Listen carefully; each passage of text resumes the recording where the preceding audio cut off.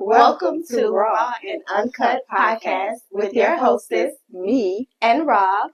Let's get into it. This is our first episode on the Raw and Uncut podcast. In today's episode, we will be talking about relationships. Relationships. Ooh, juicy. Let's get into it. Get into it, babe. Okay, so today's question in our first episode is, when do you know to commit? That is a good question. Me personally, I'm going to speak for myself. I'm kind of young. I am 21. For those of you that don't know, I'm 21 and I am not ready to commit because I expect a lot because I come from a lot. So I don't think a man really meets the proper standards for me to be ready to commit because I'm looking for marriage. You're looking for marriage. Oh, wait, you jumping the gun, boo. So, you feel that because you come from a background that a man that you feel that someone can't meet your standards as of right now. Mm-hmm. So you want them to come more. So basically in your answer, you're saying that you want them to provide more, to come with more to the table? Yes. So since I'm young, we're going to say commitment as in boyfriend for me. Commitment as in boyfriend. So I don't want a boyfriend until he can go on dates, do this, because we're still young. So, like to go out, treat me this, treat me that, and it's vice versa. So this coming from the young generation. Young generation speaking. Only? And it's coming from how you feel. Mm-hmm. So because I say young generation, I don't mean that's how everyone thinks. We're just going off of how she thinks because it's a question that's intended for her. So how do I feel about committing? Well, get into it. Okay. So how I feel about committing. This new generation may not want to hear what I have to say, but because I am a praying person, I feel that when it's time for me to commit and when the Lord bless me with someone, that I will commit. That we will have mutual feelings, that we will be open to each other, to get to know each other, to establish a relationship as far as a friendship before we could jump the gun to even committing into anything. And also with that, you will first have to commit to knowing yourself, because I know myself so well. I know what I want, how I want it, and how I expect to receive it. So therefore, if I put out a certain energy, I would want that reciprocated back to me in that same way. And like I said before, to form a friendship first, communication, to feel the person. And that's just to get to know and to feel the person, because we can all jump and commit to somebody, but that don't mean that person will actually be intended for us. They could treat us good, they could take us out, they could respect us, they could give us great communication. Right. But in the end, he could be something. He ain't the one. Or she can be something. She ain't the one. And when I mean something not nice. So, it varies for different people. So beginning with a friendship, then I would say you're learning the person. And then if you be committed in that friendship, then you can grow together as a couple or relationship, or however you want to take it, or however far it goes. So me with committing, I am ready to commit when the right person presents itself before me. I'm ready to commit when the Lord blesses me with that special someone who's going to be open, not afraid of how my standards are or how I am as a woman, but to trust and know that because I'm a woman of higher standards, because I'm a woman that know myself, respect myself, and know what I want, that they won't mind, and I won't mind being submissive, that we be more submissive to each other, and then we can grow together. And I think that will lead into a commitment for me, because once he let go his ego, and be more open to receiving that behind every man as a good woman, And beside every woman, there's a good man. And it takes not just one, but it takes both in a communication, in a friendship first, that will lead into a good relationship and understanding, and that we both know each other, and that we both know ourselves to know exactly what we want and how to open up to each other, which will lead into us committing to each other if we are right for each other. And that's what I think about commitment. Okay. Next question. Is there a certain age limit or a deadline that you choose to receive a commitment with someone, whether it's friendship, whether it's relationship, whether it's just communication or dating, whether it's marriage, whatever it is? Is there a deadline, or is there any age record that you choose to stay in or attempt to go beyond? I like my men a little old. So, older than me. I love them old. But I do not think it is a deadline because, you got to take it slow. I was taught to take it slow. Thanks, girl. You take it slow, and then, the right person to come. If he come, he come. I still have a whole life to live, okay? I'm only 21. I still have a whole life.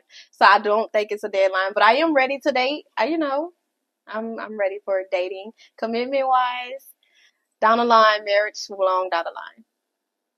Okay, so as for me, okay, I am pretty up there in the mid, but and I tend to find myself with a little bit of younger men since I done got older now. But I do like mature men. I have no tolerance. I am very impatient with immature. Very. With immaturity. But know that Aaliyah said the best, age ain't nothing but a number. Because when I was younger, I was very much mature and I dated older men. And again, since I'm older, it seems like a lot of younger men are attractive and older. And I mean, like, I get all ages, but it's no specific thing. Because again, if the right one is for me, the right one is for me. Again, I just prefer maturity. A man who knows himself, is in tune with himself, and who's not afraid to open up emotionally. I'm attracted to the mind if they can hold a great conversation. So, I mean, there is no age limit for me. Not too young, because I have some old kids, but not too young. But if they're the right one, it really won't matter. Is there a deadline? I have been married before, and I have been single for single and married, I mean what she said. But I have been single for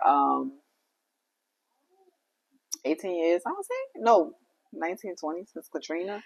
But so I'm okay with it. And I believe that I have been single because I haven't met the right one. So again, when that one comes, then it really won't matter about the age. And no, there is no deadline, because when God sends someone, he sends it. So there's no deadline. We only set ourselves short if we put a deadline or time stamp on anything. So I want everything that God has for me. Okay, the next question is, do you think men are more emotional than women? It depends. Some men can be more emotional than women. And then you have some men that you find hide their emotions and that are less emotional, less to show their emotions. I think, me personally, I think women are more emotional. They think with their feelings. Everything involves feelings with women. Men, they don't think with nothing but the Peter Whacker. Oh, that's false. And that's false. Tell me if I'm wrong in the comments. Okay, you do have some men that think with the, what you call it, Peter Whacker? Peter Whacker. Peter Whacker, the little Jimmy. You do have some men that be cocky and only think with that. That's true. That's true. But again, that's immaturity men. I mean, that's immaturity. That's immature men. So it's all about who you're finding. Most men, who you run across. I teach my boys good, so I don't think amen that. You know, I don't know. It's just. But do they think with their emotions? No, they do not. I don't think they think with their emotions because they wouldn't do so much wrong. No, let's just say they could think with their emotions, but some may just be careless. Mm-hmm. There's a difference. Okay. Some are careless. You got me there. Meaning they do not care. Mm-hmm. But there is someone that they may be emotional with or think emotional. You know, mm-hmm. I mean, it's to each his own. Okay. It's iffy. Yeah. And once again, this is our opinion, so y'all let us know y'all opinions in the comments. Just if we wrong, we wrong. But this is our opinion. If I'm wrong, tell me I'm wrong. I'm willing and open to learn. Let's move on to the next question. And okay, next question. Okay, are you ready for this one? Do you feel that a relationship should be 50-50? I think a relationship should be 50-50. Okay. Me personally, I do think a relationship. Me, because I'm independent. I come from an independent woman. I was taught to be never rely on a man. So that's why I feel, it's 50-50. I got mine, you got yours. I got you, you got me. I don't think a man should go full out because I don't think a man should go 100 and a woman go 0. It just doesn't make sense to me. I feel like that's giving a man too much, what is it called? Power over you. It's too much power because he's gonna be like, oh, she's very needy, this and that, and I'm not needy, at all. But there are some women that, what's the new term? They want a man to drop the bag or put the bag or whatever on them. I got a bag. So okay, well that's good. I come from a bag. That's good. So you don't mind. So what you're saying, 50-50. So you don't mind buying a man things, splurging on the man or whatever. Mm-mm. I ain't going all out, but but yes, 50-50. I do believe in 50-50. Household, paying bills. Yes. Yes, because, and honestly, I would pay the bills because that would be my house. I feel if a man pay bills, he gonna think he could have a say so, and that's just wait, hold up. But if you staying with someone, then they pay bills. But see, that's why I'm not gonna stay with. But someone. You're saying that he won't have a say so. You gotta have some type of say so because that's y'all's house. That's not just your house. That's y'all's house. When you get into a relationship and y'all start staying together, well, I guess it's different. Like as far as marriage, it's like a commitment to where y'all coming together. Because how could your relationship last if you're just one-sided? Because you're sounding like you're one-sided. I'm pretty hard. So. Yeah, you sounding like you're one-sided. And like, this my house. I'm paying the bills. You giving me money for rent. You going half. You go do this. You go do that. But don't say nothing in my house. You ain't got no say so. Okay, that is a little. Oh, wait, hold up. That's you. Oh my God, that's her. And your grandmother and oh my God, your aunties. Oh, see what I said? My family. I come from independent women. Okay. I got you on that one. Ooh, yeah. I come from independent women, so that's how I feel. Okay. How do you feel? Okay, so how I feel, you already know how I feel. Look, I'm gonna see. We're gonna be real right fast. Okay, so look. I got my nice side, and then I got my side where, okay, so I tend to do things by myself and take care of my own, right? I get that from my mama, my aunts, she's whatever. Job. Yeah. So, let's just put it like this. I expect a man to have. I expect for me not to even ask you to give to me, but that you're going to be willing and know to give. And so I would expect the man to go 50-50 or 60-40, some numbers like around there. But when it comes to like I said, I got married at an early age. Mm-hmm. So I already knew how to be a wife and stuff like that. I watched my parents come together. I watched my mom and my dad. My dad was a working man. My mom was the one who paid the bills, put everything together. So I'm traditional. I'm old school, where my dad, he didn't mind. give my mom his check. My mom would go pay the bills, take care of everything, shopping, everything else. So she was more of a housewife. So you're used to a provider. Yeah, I'm used to a provider, yes. And my mom didn't care. She dressed my dad. She dressed him really nice. So it's like, that's what I'm used to, the traditional way, the old school way. My grandparents, I grew up on that. So for me, because I am traditional, I'm looking for a provider. And when I have, then I'm a have. But he most likely, if he's a provider, he's gonna say, "No, babe, you hold that for yourself," or "No, babe, you hold that for when we need it," or when to have to hustle or put in with him because this may exceed over an amount of something. So it's, again, yeah, it's right on working 50-50. It's right on working 50-50. When I was married, I dressed my husband. My husband did come and give me the paycheck, pay the bills. I dressed my husband, and I dressed him nice. And again, we traveled, we did everything. So 50-50, yeah, I'm looking for a provider. Me, I love a provider, and I am a woman who provides. So, and we both may provide in our very own way, like my parents did. My dad provided by working. My dad provided by making the money.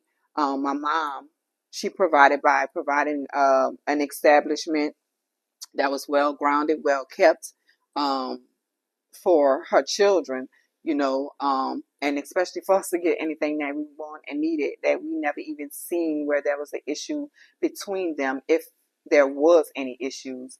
We never even seen a struggle between them, or if there was any struggles. And that's what I try to provide for with my children, just me being by myself. So yeah, I'm looking for a provider. I would love a provider, someone who's like me and strong, and just knows how to build a family together, and do things 50-50. It's not all about giving to another person more than another person. It's about coming together and knowing how to build together, because we both can do 50-50, but we can build together and have a whole lot more together if we're on the same page. So yes, having a partner that's 50-50, and not being afraid to do for them as well as they won't be afraid to do for you, I believe that will build relationships and build the best relationships. Right. But you have to come with something. Oh, can't come empty-handed. That's true. You gotta come with something. I do like my men with something, and it's not that I want to use them. It's not that I am flashy by what they have, because I have my own. It's because I know my worth. Right. And I know, in order for you, I have standards, and I know my worth. I know some people be like, don't set standards high and this and that, but with my standards, I know myself, I know my worth, I know what I could do with or without a man. Period. So therefore, you have to come with something, because I have a lot that I come with. Let's get into it. Okay. Next question. Okay, the next question is, should you do wifey things or girlfriend things without a title? Ooh, that's a good one, because you know why I say that's a good one. We tend, when it's somebody that we like, we tend to find ourselves doing a little tad bit more when there's no title, hoping to receive a title. So for me, I don't know, I'm just a person that do more anyways. Yeah, you're just a good person. Yeah. So I would say I probably would find myself doing a tad bit more. If it's a person that I like versus a person that I'm probably just entertaining. Because I get bored fast. So if it's a person I like, I probably will do a little bit more, and I don't know, hoping to receive a title, I would say. But if the time comes, I'm not going to do too much. Let's just say that. And then I'm not going to do too much. Let's just say that. But then, and when the time comes, to where I'm like, hey, is it this or is it that? To where it's questionable, and you have to be showing me something. But when the time comes to where it's questionable, then if it's not what I expect it to be, just I just drop it. Just drop it. I just drop it. I ain't gonna lean back. I ain't gonna fall back. I ain't gonna. I'm just drop it. Drop it. That's it. And for me, I'm not doing anything. If I'm not a wife, I'm not a girlfriend, I'm not doing anything. Sorry. And I just feel that way because if you do too much, they're not gonna want to make you their girlfriend. They want to be a girlfriend. If you doing girlfriend stuff before you even his girlfriend. But what do you classify as girlfriend stuff? And rather just being, I don't know, maybe that's an issue that I have. I'm just me.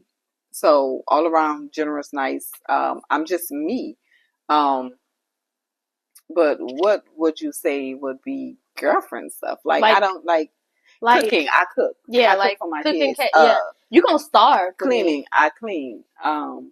Like I mean, what would you say would be doing girlfriend stuff? Stuff like that, like cater to and being on the phone all but day that's and all me that. As a person giving advice. That's me as a person doing this, helping people with issues. That's me as a person. So I mean, let's just say if they take that for granted, so let's just say if they take that for granted, then that's them. You dropped. But you call that girlfriend stuff. I don't call that girlfriend stuff. That's just generally me. I ignored them so they won't get the wrong idea on me, doing girlfriend stuff. If you talk to them every day, they're going to think, oh, well, she likes me. That's my girl. You got to ignore them sometimes. Well, as you see, I like to talk. So. That's so funny. So, but I don't think that you should be doing girlfriend or wifey things. Same for a boyfriend. You shouldn't be doing boyfriend or husband things if that's not well, you got to ask the girl out. So I teach my son to be good to women. I mean, well, to be respectful to a woman. Excuse me. I teach my boys to be respectful to women and to not disrespect women. So if my sons are generally being nice to a woman, like a woman called, they talking to them, or like I find one of my sons, he was talking to a girl that he really didn't like because I said give her a chance. So he's listening to me and giving her a chance, but he's talking to her, but he really didn't like her. So you saying that's like he shouldn't be doing that, being nice or seeing her. She's gonna get the wrong idea. But when she asked him to be in a relationship, he told her he didn't want a relationship. No, he said so. He was honest. Oh, okay. But he was honest. Okay, he didn't tell me that part. But at least he told her he wasn't looking for a relationship, but he would be friends, be cool. So you're saying that don't be friends, don't be cool. No, you can be friends. Like, see, it's different. I'm not getting it. Explain when you're friends.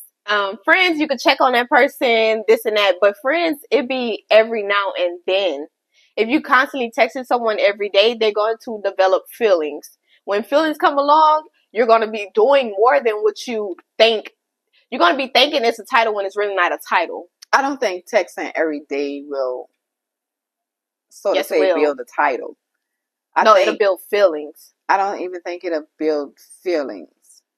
You get the right person, if they checking up on you and say, hey, good morning, or hey, how you doing? Oh, hey, I hope all is well. That don't mean that'll develop feelings. No, that's just an interest. That's a check-in. It'll show an interest. Yeah, that's a check-in. But if you're saying, did you eat? How did you sleep? What you doing today? Are you working? But if you had a prior conversation with that person and they want to know how you doing. If someone asks you how you doing, they obviously like you. Because I'm not asking no one how you doing if That's a lie. I didn't ask a ton of niggas how they doing. She lies. And they don't even care about them. I just be like, I'd be wanting to know how you doing, how you feeling today. Or if I had talked to them previously about something or something like that, what's up? You good? How you doing? How you feeling today? Hope your day was good. Yeah, I'm not asking anyone but that don't mean, and that might be just the end of that message until I think about texting them again. If I think about texting them again. But that don't mean there's a feeling there. Or me trying to. But you're wondering how they're doing. I'm like not you really care. wondering how they doing. I'm just being nice. Oh, I don't do that. Maybe I'm not nice. Okay. I don't do that. Maybe you're not nice. I don't know. Let's go to the next question. Yeah, let's go to the next question. Okay. So, Rob, I have another question for you, Rob. So what do you feel about silent treatment? Can silent treatment be a form of abuse? Do you think? I think so. How? Because silent treatment hurts people's feelings. If you ignore someone That's for so because you long, expected it.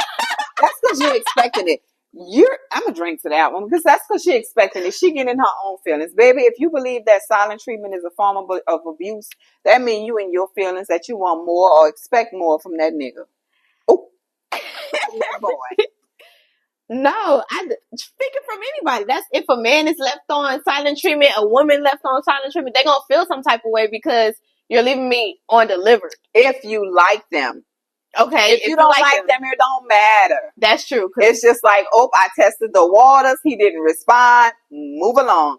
But if you like them, that means you feeling some type of way to where you're like, you hoping to get a response. I can relate. Not hoping. But you want a response from that special or that certain person. And when they leave you on blank, that can be irritating, and it's just like you're going to overly thinking and whatever. But that's because you feel a certain way about that person. Mm-hmm. So you feel that that's a form of abuse, but how? That's anything because it's hurting your feelings. If anything could be a form of abuse, anything could be a form of abuse. Mm-hmm. Verbal abuse. No, I think you need to check that. That is not a sign. That's not a form of abuse. This is the questions they wanted to, this is the questions we got asked. This is the questions that we're answering. Okay. To me, I don't think that it's a sign of abuse. If one would see that as a sign of abuse, that means I would say the person is not abusing you. It's in your mind and you're overthinking the situation. What if he's busy? Silent treatment can what if she's busy? Yes, silent treatment can cause you to overthink. What if the person is busy? What if the person is working? What if the person didn't see the message or receive the message because they're in a certain way? Or what if basically they didn't want to answer you or respond to you? They're not into you like that. That don't mean that they are abusing you. That don't mean that that's a sign of abuse. The overthinking that you would do will be the sign of you abusing yourself. Exactly. As I would say that. I wouldn't say that you're actually abusing yourself, but being placed in a position to overthink, causing anxiety and the fear of if they like you or like you not, will cause you to be abusing yourself, your space, and your time. When you could just, hey, not worry about it. Give it a while, see if they text, if you talk to them again. Find the answer to it, but just not overthink it and see it as a sign of or a form of abuse, because it's not a form of abuse, and that person is not abusing you. You might play a little games or could be playing. And I love to win games, but it's actually not any sign of form of abuse to me.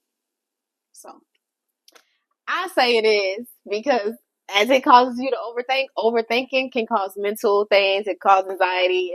It's a heartache. Again. For the people that's out there that have those symptoms, those little things going on with themselves, what does it come from when you're dealing with a man or a woman? It comes from when they ignore you, when they're not giving you much attention. Okay, and that's a sign of move around. Look, I am gorgeous. Period. Okay, so you have to have that same respect and feeling and arrogance about yourself. And if they don't want to respond for whatever reason, if they're playing games or whatever, and even when you ask them the question, if they're for you, they're for you. If they're not, they're not. So there's no point in you sitting there abusing yourself by your overthinking, by the anxiety, or gaining the anxiety, if they like you, if they gonna respond, when they gonna respond, to overthinking that you're sitting there thinking, oh, will they call me, will they respond, blah blah blah blah blah blah blah. No, that's just a tactic. That could be a tactic for you to think about them more. I mean, it's a lot. It's a lot that goes with it. You know, it could be games, a tactic that a person played to make you think about them more, knowing they want to text you. So we can go on and on about it, but no, to me, it's not a sign of abuse in any way. The only person who will be getting abuse out of it, if there is any form of abuse, is the mental of you doing it to yourself. But you can, again, like I say, distract yourself, not worry about it, move along, let it go. I then had that happen to me many a times, and I don't even worry about it. And look how beautiful I am. But period. I mean, it's just. I guess some people likes to play games, or like, again, some people could be busy, but no, to me, it's not a form of any abuse. You ignore me for an hour, I'm ignoring you for 2 hours. You maybe a day. For days. Yep, maybe a day. I can't do that. I love playing games. I'm used to answering people, so I can't do that. I can't play games. I can't sit there. I'm not gonna kick you to the curb. You gonna kick rocks, but I'm not about to play games.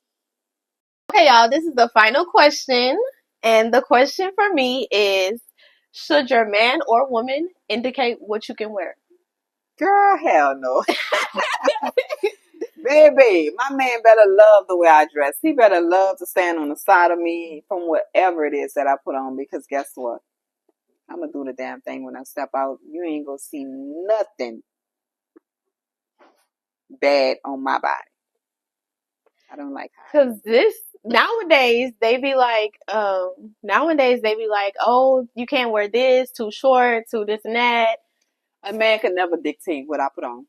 I'm sorry. My husband didn't do it. I ain't play that shit when I got married at 19. Baby, let me tell you something. You can never dictate what I choose to wear in my closet. Now, I will dress you for you to match me. But nah, boo. And I will sit there and love another woman and love to see another woman watch and look at what's mine after I didn't dress them. But them dressing me, never had that issue. Never telling me. Actually, you know what? Men love what I wear. They love my shoes. I've had a lot of men they tell me they love my shoes. They love my clothes. They love my style. I've had some say money draws money. So, like, I mean, you gotta look like money, smell like money, taste like money. It's getting hot. A man can never dictate what I put on. I'm sorry. And if he does or even tries, he got to go. Because there's a little jealousy there. And we ain't having it. Exactly. And I give the same answer. If my boyfriend tell me don't wear this, I'm sorry, I'm not listening. So, because I don't feel like, it's a control thing. I feel like you can't tell me what to do. True too. Like, it's more of a control thing. Yeah, that's true too. And no. You ain't about to control me. Yeah. We not. Y'all see where I get it from? We ain't gonna do that. Nah, I probably control you a little bit, but we ain't gonna do that. You can't tell me what to wear. No. I'm gonna wear what I want, look how I look, and I'm gonna look good doing it. Hello. And you can't follow me looking any kind of way, but yeah, you ain't about to tell me what I'm putting on or what I'm not putting on. I say the same thing. Do not come behind me looking any kind of way. I'm sorry. I can't do it. You just can't be on my side doing it. I'm sorry. Yeah. I'll address you, but yeah, we ain't gonna do that. Like that. Not like that. Not like that. So earlier you asked me a question. What was that question? I asked, what would be the hardest thing about getting a relationship in this generation? Ooh, everybody have a lot of games and BS. A lot of BS. A lot of values are gone. No morals. People just don't care. Everybody's out to get something. It's a numerous of things. People settling for anything. And everything. People settle for money. People settle for image. People settling. So the good woman that's trying to find a good man is hard to find, because someone probably is taking up his time that don't even really want him and using them. as well versatile, vice versa for the man, trying to find a good woman. So all that to me play a factor. Everybody wants somebody to submit to them instead of just coming together, and doing things in a traditional way. So that traditional style is like out there, it's gone. So where people just settling. And a lot of relationships is not even relationships nowadays. They're just together, just to say, I got a woman, or I got a man, or blah blah blah, and that's it. So, a lot of marriages ain't marriages; it's contracts. Yeah, you could say that. It's contracts. Don't be fooled. So I would say that's the hardest part. People are not getting to know one another. That's how a lot of people are getting caught up. Yeah. You know, and then realizing, oh, well, I shouldn't have got with this person, but feel like, oh, well, I can't leave them because of this. So it's like, that's the hardest part nowadays, that people is just shacking up. That's a good word. Shacking up. Shacking up. People are just shacking up. That's a good way to describe it. Shacking up. So I don't take this generation serious. Girl. She is the generation. So okay. So yeah. So how would you say, if you was to find that special someone, how would you treat them? Let's just say if you was to find that special someone, and run across them, and they communicate more, they treat you how you want to be, like they're your ideal boyfriend. How would you treat them? Would you still be cocky? I'm not cocky. I would treat them how I would want to be treated. So you will tone it down. You'll tone because you see something there. So in other words, you're saying that you have this cockiness and attitude because you have not met the right. I have a wall up. I wouldn't say it's cocky attitude. It's a wall. I have a wall up. You have this solid, a window wall that's closed up because you haven't met that person to. Let me bring it down. Yeah. So I would just say so when I find that right person, I would treat them how I would want to be treated. So I'll let down my wall a little bit, but don't control me. That's the only thing I ask. I don't like being controlled because I don't like being controlled. Would you ever in a relationship where someone try to control you? I hear you keep saying about control. Yes, I'm very. Let's get into it. So, have you ever been in a relationship where someone tried to control you? Yes, I've been in a relationship where someone tried to control me. And I had to leave that relationship because, like I said, and like I keep saying, I do not like being controlled. I do think that's a sign of jealousy, too. You're right when you said that earlier. Yeah. I do think trying to control someone, yeah. Because you're trying to change the way they are. Trying to belittle you. Yeah, like you're trying to. And gain that control. If they can gain that control by any means necessary, once they gain that control. So say he say, I don't like your clothes, I don't like the way you dress, go dress like this. So then you start to submit and then you go dress like this. He's trying to place you in a form of submitment to where you go to change your style and you dress like this. But then he's also making you less attractive. Yeah. And if he met you attractive, he don't want other people to look at you. So that should be a red flag. One, because that means he have an issue with himself. That he's not confident enough to keep you. And if he have an issue with himself to where he feels that he's not confident enough to keep you, then how can he ever trust you? That's the second issue, because he ain't gonna never trust you. So then where would that jealousy lead to? Again, that third thing, that thing that's jealousy. So where would it lead to? How will your relationship work? Right. And then what else would he try to control? What else would he tell you to do? What else? How he wants you to do your hair, or come inside at a certain time, or I don't like this friend and I don't want you around this friend until you realize you have no friends to be out with, or this, that, third, and the other. You know, I mean, she's right.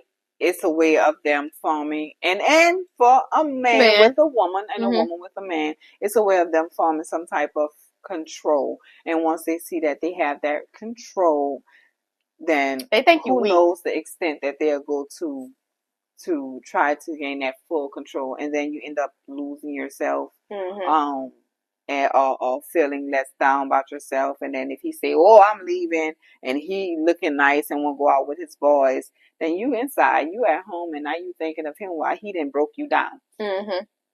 Or she having fun, she's out having fun, and then you're at home, and then they didn't broke you down because of trying to gain control. So those are some things like you have to be cautious for in relationships. So yeah, you made a and if valid you point. feel that you're in a relationship like that, leave. Yes, it's probably hard to leave, but leave. Do not stay, because that's playing on your mental. Because okay, always remember this. Always remember this.